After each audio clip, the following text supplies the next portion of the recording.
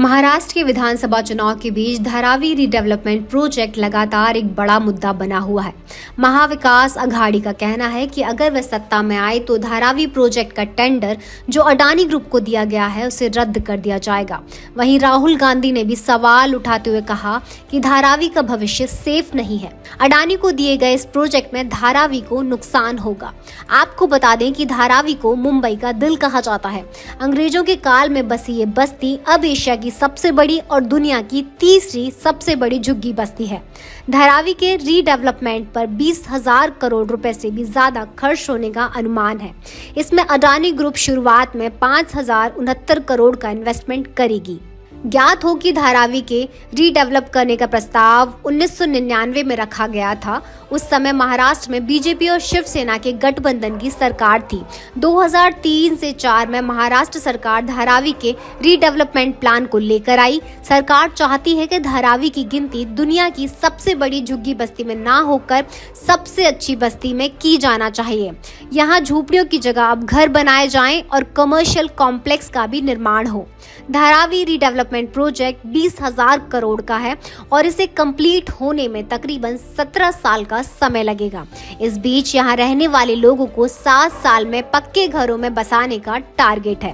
Project के अनुसार धारावी में जो लोग 1 जनवरी 2000 या उससे पहले से रह रहे होंगे उन्हें 350 वर्ग फीट का मकान दिया जाएगा। वहीं 1 जनवरी 2000 और 1 जनवरी 2011 तक जिन लोगों ने यहां मकान बनाए हैं उन्हें पीएम आवास योजना के तहत धारावी से बाहर 300 वर्ग फीट का मकान मिलेगा।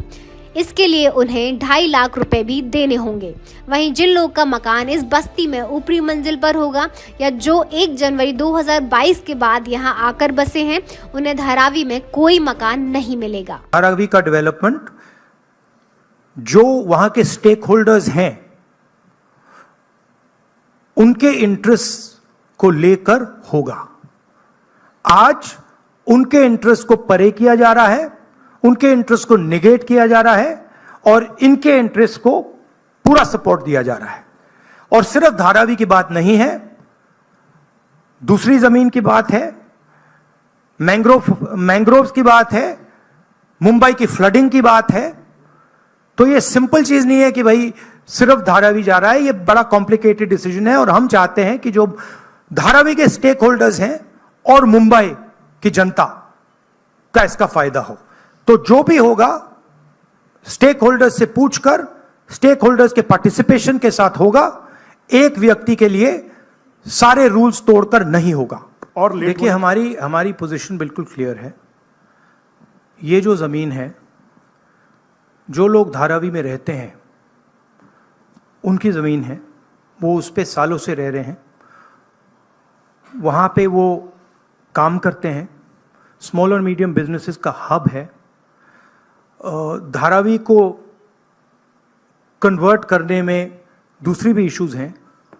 मैंग्रोव्स की जो ज़मीन है वो छीनी जा रही है, यहाँ पे बाढ़ आती है, ज़्यादा आएगी, लोगों को नुकसान होगा और पूरा का पूरा काम एक व्यक्ति की मदद करने के लिए है। That is our objection. Our objection is that it is unfair, it is being done, the entire political machinery is being twisted to help one person. We are not convinced about how the tendering process was worked out, and we are absolutely convinced that this is theft of Dharavi land and it is being handed over to one person. इसी व्यक्ति को देश के airports दिए जा रहे हैं, इसी व्यक्ति को डिफेंस की पूरी मैन्युफैक्चरिंग की इंडस्ट्री दी जा रही है, इसी व्यक्ति को पोर्ट्स दिए जा रहे हैं, इसी व्यक्ति को धारावी दिया जा रहा है, इसी को मुंबई का एयरपोर्ट दिया जा रहा है। और मैंने यहां पे आपको क्लियरली दिखाया है कि पुराना रिश्ता है प्रधानमंत्री का। तो ये अदानी जी अपने आप नहीं कर सकते। Without clear support of the prime minister of India, Dharavi can not be taken away from the people of India. तो ये हो रहा है यहां पे, और ये चुनाव का मुद्दा है।